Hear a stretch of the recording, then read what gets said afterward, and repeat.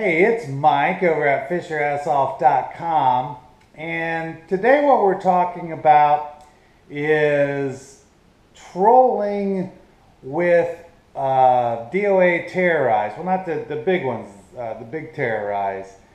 Anytime you can't find bait, I like, if you see any of these videos or watch any of this channel, you realize that I am a kayak fishing guide here out of Port St. Lucie. So a lot of times when you take people out and they want to go tarpon, that's kind of my thing.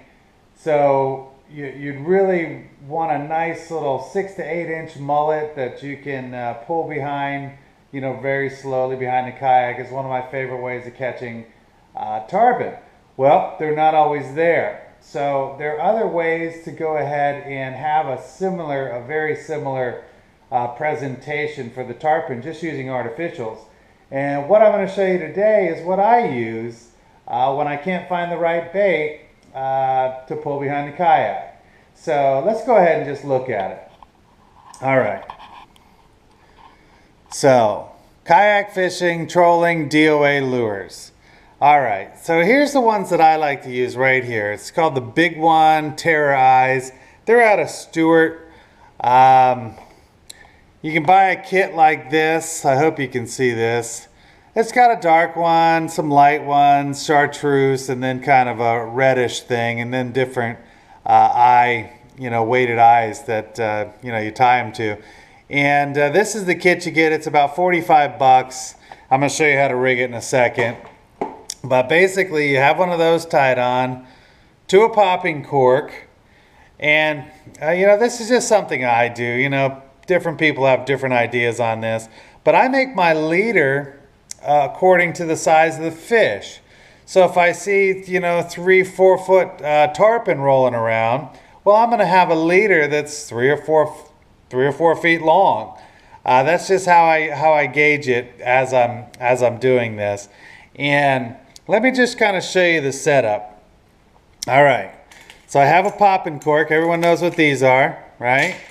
And then at the very end of that popping cork, I have this little guy. Chartreuse seems to work around where I am, but we have a lot of bioluminescence in the water, and I think that's why. But chartreuse works for tarpon here.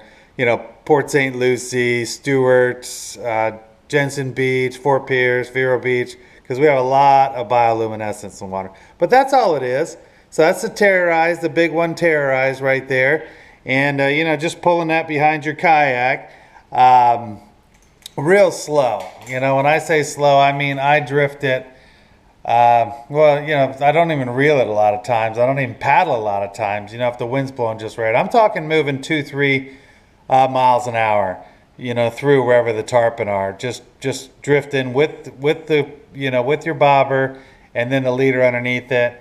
Great place to find these tarpon is going to be creek mouths, any channels, any inlets. They love inlets, so you could just drift out of the inlet as long as it's not a real rough day wherever your inlet is, because there's usually tarpon around there. But they're real noisy fish, so you can usually figure out exactly where they are because they're gulping and eating things and doing all that. So they're real noisy fish.